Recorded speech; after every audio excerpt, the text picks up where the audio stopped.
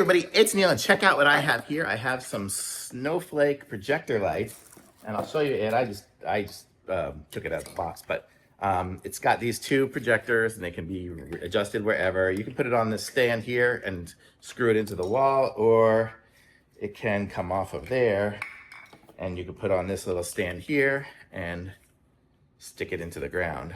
Where's it go? I guess it just goes on, you press fit. Okay, and then it'll stick into the ground and point to where it's going. It's got a big long cord, and when you plug it in, it turns on. So it's based off of just being turned on, and you can aim it and then tighten these down. And if you look at my background there, you can kind of see it's got the snowflakes going up in one of these corners, probably this corner here. I'll show you it at night at the house, just because right now it's daytime, so it is still pretty crazily bright for daytime, but for nighttime it'll be nice and bright and shining on the house, so we'll see snowflakes everywhere.